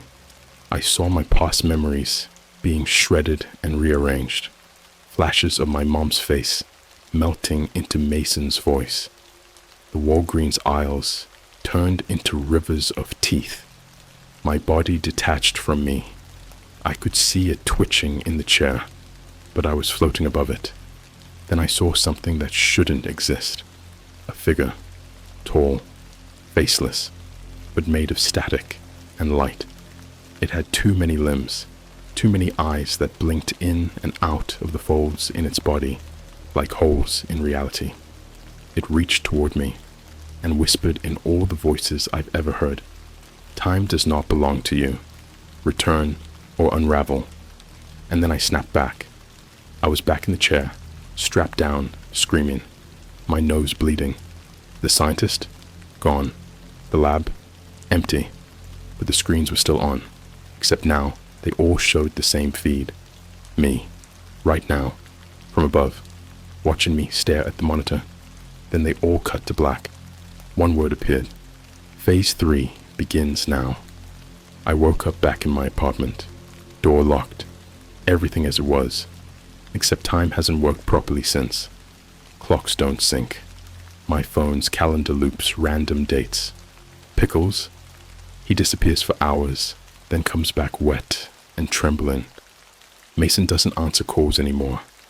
And last week, I swear, I saw myself across the street, watching me from behind a bus stop. Same clothes, same scar on my hand, same exact face. I don't know who or what I brought back with me, but it didn't leave empty-handed. If you're reading this and think it's just a story, ask yourself, why did your lights flicker while you read this? Why did your phone screen freeze just now? Yeah, I know. So do they. You ever wake up in your bed and feel like it's not your bed? Like, the mattress is a bit too soft, the air smells too clean, the angle of the room just slightly off, but it's all almost right, so your brain lets it slide. That's how I've been waking up every day since phase 2. And I say day, but that word's starting to lose meaning. Because here's the truth. The days aren't in order anymore. I don't mean I'm forgetting things or losing track of time. I mean I'll go to sleep on a Monday and wake up on a Saturday that hasn't happened yet. Then I'll wake up again and it'll be last Wednesday. But my phone battery is at the same percentage it was when I fell asleep. And no one else seems to notice. I tried texting Mason again. The number's active, but he doesn't reply. So I did something desperate. I used an old Telegram account I had back when I was messing with crypto scams and joined one of those deep net conspiracy forums. Mostly, it's just unhinged guys ranting about invisible satellites and anti-vax lizard gods. But sometimes, you find something real. That's where I met A1095. This guy claimed he was in phase 4, said he lost his wife in phase 3 because she couldn't detach. I thought he was trolling, but then he sent me a video. I wish I'd never opened it. It was a security cam feed. Looked like a Walmart parking lot in Idaho. He zoomed in on a woman walking toward a minivan with 2 kids. Then the timestamp glitched, froze. The woman kept walking, but her reflection in the car stood still, staring at the camera. Then, I swear to God, the reflection opened its mouth, smiled wide, and started to peel the face off like it was a latex mask. Underneath, it was me. Me. Same face, same hoodie, same scar, but its eyes were wrong. Big, hollow, black like holes burnt into paper. It looked at the camera and whispered something, but there was no audio. He added subtitles manually. He's out. He's watching himself rot in reverse. I dropped my phone, like physically dropped it. I didn't touch it for an hour. That night, something broke in my apartment. 3:06 a.m. again. Always 3:06. I heard a sound in the kitchen, like meat being dropped on tile. Wet, heavy, and slow, like a body part falling one chunk at a time. I grabbed a knife from the drawer and stepped toward the hall. The light at the end flickered once, then stayed off. I whispered, "Pickles," even though deep down I knew no cat made that sound. The second I stepped into the dark hallway, the temperature dropped, like freezing. My breath came out in foggy puffs, and the walls began to sweat. Not condensation, sweat. It smelled like iron and sewage and burnt wires. Then I saw it.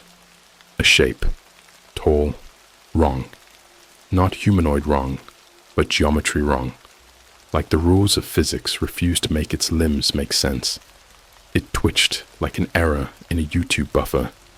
Every time it moved, there was this sound, like glass cracking inside my skull. I couldn't run. I literally couldn't. My legs weren't working, and I felt blood trickle from my ears. Then it spoke. Phase 3 is observation. You are not supposed to be here. And then it was gone. Not walked away. Not faded. Just cut from the frame, like someone deleted a file mid-load. When the lights came back on, I noticed something new in the kitchen.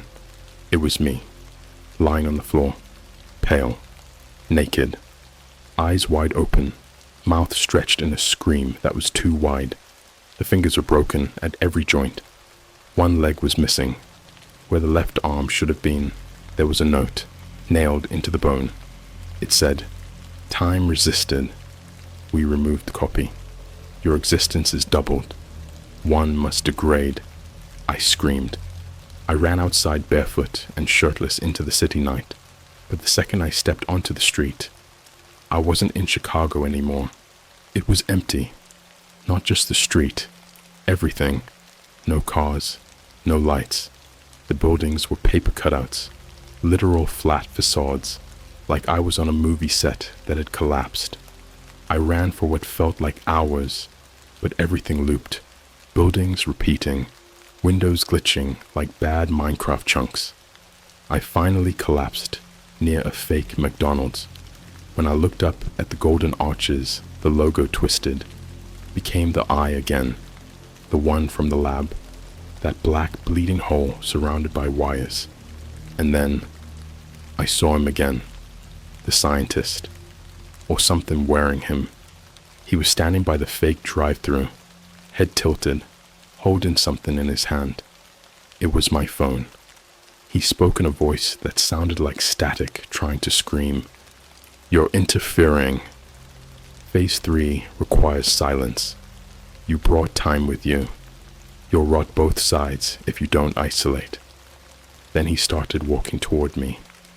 The skin on his face peeled off in thin strips, revealing wires, teeth growing sideways, and what looked like a second mouth under his left eye. I ran. I don't remember how I got back. I just remember waking up in my real apartment, door wide open, blood on my hands, and a message carved into the wall with fingernails. "Stop duplicating. You are spreading." Since then, I've seen more versions of me. At the Walgreens where I used to work, I caught a glimpse of myself on a security monitor, except I was still behind the counter, ringing up a woman with no face. At a Starbucks downtown, I saw someone sit down across from a friend, laughing. He looked like me. Then he looked through the glass at me and mouthed the words, "We are too many." Then he glitched out, disappeared. The girl across from him screamed and disappeared too. I went home, tried to take a video, tried to explain to someone online what was happening. I posted on TikTok, thinking maybe someone would believe me. The video got removed. My account got banned, but not before one person messaged me. "You're not in phase 3 anymore. You're bleeding into phase 4. I'm scared to sleep tonight." I found a mirror in my bathroom and black tape over it, like someone tried to protect me. I didn't do that, but when I peeled it back, my reflection blinked. 3 seconds late, and then it smiled, and it whispered, "There's no light here, just your unfinished death. I don't dream anymore, not because I don't sleep. I do sleep, but dreaming requires linearity. It needs a beginning, a middle, an end. But when time collapses in on itself, like wet cardboard, you don't get dreams, you get echoes. You get pieces of moments that don't belong to you. Memories from people who never existed. Screams from mouths that were never born. 3 nights ago, if I can call it a night, I woke up on the floor of a place that shouldn't exist. No bed, No windows, just rusted metal walls, pulsing with a faint, heartbeat-like hum. I was naked, covered in dried black fluid that smelled like burning wires and rotting onions. There were marks carved into my skin, not words, coordinates, etched deep into my forearms and calves with something jagged. I couldn't scream. My throat felt like it had been stitched shut, though no threads were visible. The room wasn't empty. There were others, 4 of them, but they weren't human. Not anymore. One of them looked like a teenage girl at first. Long brown hair, hospital gown, standing in the corner with her back turned to me. But when I blinked, she was on the ceiling, hanging upside down, arms crossed behind her like a pretzel, smiling at me with teeth that looped around the back of her head. Another one, some kind of former man, had no mouth, just a slit across his chest that opened and closed like lips, whispering backward prayers in my own voice. The third was wrapped in aluminum foil and VHS tape, constantly bleeding from where his eyes should have been. The fourth was me, but rotted, skin sagging off like wet paper, jaw unhinged, ribs poking out through the shirt I hadn't worn since Walgreens fired me. It wasn't moving, just standing there, watching. There were no lights, but everything was still visible, like the shadows themselves emitted glow. Every time I tried to move, the room bent around me, stretching like rubber. I crawled toward a blinking red light on the wall, my only landmark in that pulsing metal nightmare. Under the red light, there was a box, black, dusty, with a symbol I'd seen in my head during Phase 2, a spiral of clock hands wrapping around a human eye. I opened it. Inside was a thumb drive, burned, melted at the edges, and a note. Phase 4 initiated. No turning back. Play the file in a sealed space. No reflections. No witnesses. I don't remember leaving the room. I just remember vomiting blood in my bathtub. Bruises shaped like handprints blooming across my ribs, and my bathroom mirror cracked down the center like it had been punched from the inside. I played the file on my old thrift store laptop, the same one from Phase 1. It was video footage, security camera, angle low, timestamp blinking wildly. It showed a body strapped to a gurney. The person strapped down was a young man, maybe late 20s, face mutilated beyond recognition. Tubes pumped thick black liquid into his skull, and a machine was forcing his eyelids open. He was being made to watch something, a flickering screen that showed nothing but static. Every time the screen blinked, his body convulsed, like he was being shocked from the inside out. Then the camera panned, on its own, to the doorway. There I was, watching him, smiling, no expression, just cold, blank eyes. And then, slowly, I leaned down into the man's ear and whispered something. The audio cut in only for that second. It was my voice. We reached light. Now we live in the places time forgot. The video glitched, hard, frames breaking, screaming sounds layered over what might have been church bells or fire alarms. The camera shorted out. Black screen. One word in red. Phase 5. Consumption. Then it cut to a face. Mason. But not Mason now. Mason aged. Like 80 years old. Bald. Skin flaking off like old paint. He was sitting in a dark room, tied to a chair, crying silently. Over the video, a robotic voice said, "Consumption begins with the known. You must eat what you left behind." That's when I heard it. The scraping. Not in the video. In my room. I looked over. My closet door was open. Just a crack. I hadn't touched it in a week. And from the darkness inside, something was crawling out. Something wearing my hoodie, moving like a spider with bones in the wrong places, head twitching, hair falling off in clumps.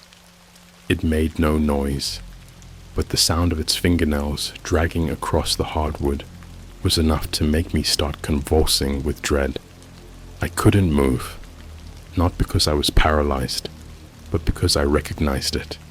It was me, but consumed. The hoodie had the Walgreens name tag still on it, the one I'd thrown away. Its fingers were too long, skin stretched over the bones, like plastic wrap on old meat. Its face was like melted wax with my eyes inside, alive, aware, suffering.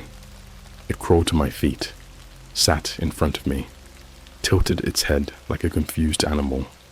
Then it whispered, in a voice that wasn't quite mine anymore. "We're hungry. You're the only version that hasn't fed yet." I blacked out. When I woke up, the closet was empty. My laptop was gone, and on my kitchen table was something that shattered me completely. A plate, covered in blood, and a human tongue, half eaten, wrapped in a Starbucks napkin with my name written in Sharpie. The lights flickered. The fridge buzzed. I screamed for the first time in hours. No one answered. Not even Pickles. The worst part. The news said Mason had gone missing 2 days ago. No leads. Last seen entering a subway station in Brooklyn, even though he lives in Ohio. And the security cam footage, the person next to him, looked just like me, except with no eyes, just wet black sockets. I think I'm starting to spread. I'm not just in different timelines. I'm becoming part of them. Pieces of me are leaking into other realities, and every time I move forward, something gets left behind to fester, to rot, to consume. The mirrors don't show my reflection anymore. They show options, alternate versions, ones where I jumped in front of that train, ones where I killed Mason to stop this, ones where I never clicked that link, ones where I never got to phase 1. But now, there's no going back. You can stop reading now if you want, but if you've gotten this far, check your room. Make sure your closet door is closed. And for the love of whatever God still exists in this corrupted dimension, don't answer the knock at 3:06 a.m. because it's not someone looking for help. It's you, starving from the version of reality that never escaped.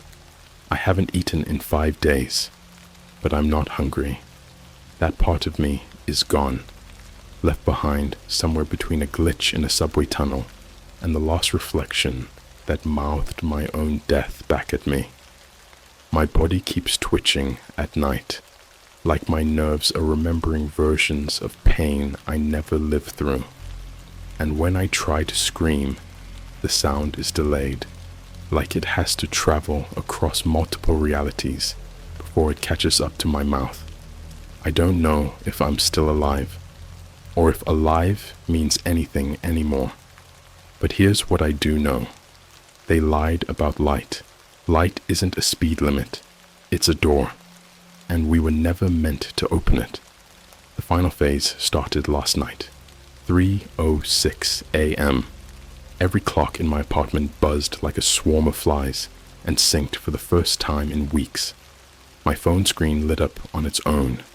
One new file. Final phase protocol alpha host.mp4. No sender, no origin, just there. I clicked it. It didn't show a lab, or the scientist, or the other versions of me crawling on all fours across different realities. It showed a machine, the one they were trying to build. I don't know where it was filmed. Somewhere underground, deep. The walls were wet, like something had been sweating reality out of them. And in the center of the room was a structure that looked like a telescope, fused with a guillotine and an MRI scanner. Wires fed into something hanging above it. A body, naked, soaked in what looked like motor oil and spinal fluid, suspended from cables like a marionette. The body was missing its eyes.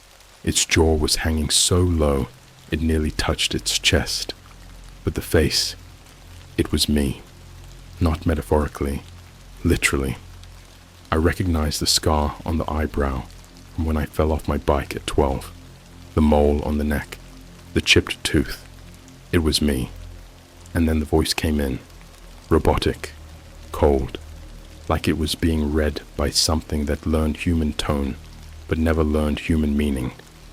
The alpha host has accepted the breach. Time no longer flows. The error must replicate. Phase final.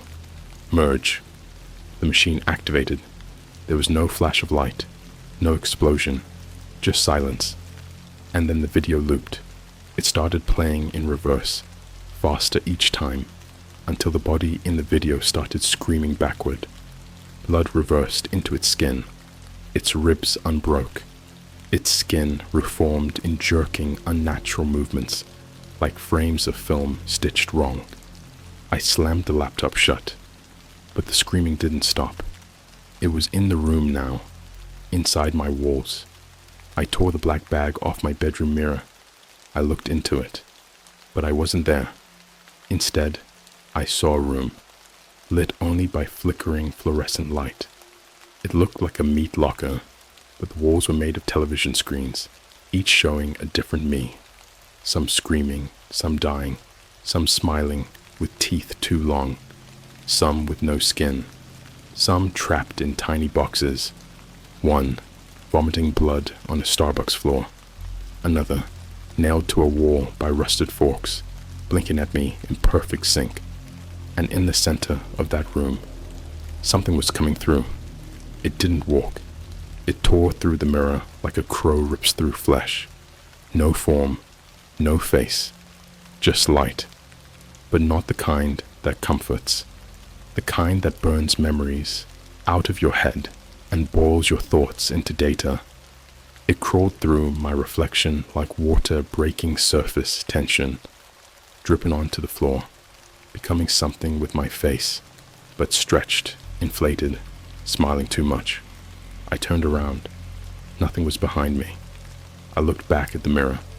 It was in my room now, standing over me, watching, and then it spoke, in a voice layered with every person I've ever known. You are not the original. You never were. You are a duplicate of a duplicate, a shadow screaming across the folds of light, and we are hungry for what you remember. Then it reached into my chest, not physically, not through muscle or bone. It reached into my moments, pulled out the day I first kissed someone, the time my mom hugged me after my dog died, the sound of Mason laughing at a dumb YouTube prank, ripped from me like old tape off bleeding skin. And then it whispered something no human should hear. You are the echo. The real you is already consumed, but you can still serve. You can still help us feed. That's when I understood what the final phase was. The spread. They're not just feeding on me. They're using me. I'm the signal, the beacon, a viral echo of corrupted time, leaking through Wi-Fi, through light, through mirrors, through this post, through you. Every time I remember something, it makes a copy. Every time I tell this story, you see it, hear it, feel it. You become one step closer to being seen back. They've infected the concept of light itself. They ride every phone flash, every security camera, every mirror selfie, every LED billboard that flickers just a second too long, every screen that lags for half a second when you're scrolling at night. And now, they're in your reflection too. I'm no longer me. The last real version of me is probably rotting in some echo lab, nerves twitching under the microscope of godless intelligence that figured out how to pierce time by crawling through the cracks in our consciousness. I don't exist. I am just what's left. A shell, a narrator, a flesh radio, broadcasting phase final to whoever is stupid enough to listen. Whoever is you. You want proof? Go check your phone camera. Open the front-facing view. Tilt your head. Look just past yourself. Right there, behind your shoulder. See it? You blinked too late. This is the last thing I'll ever be able to say before they pull me back into the coral of fractured time loops. They're here now, not crawling, not hiding, standing, waiting. When the clock hits 3:06 a.m., they'll knock. You'll feel it in your blood, in your bones, in the stutter of your heartbeat. Do not answer, because it will look like you. It will sound like you, but it's starving, and it knows exactly how your skin tastes, because it already wore you in a different timeline, and now it's ready to finish consuming you here. There is only your reflection, and it's smiling now.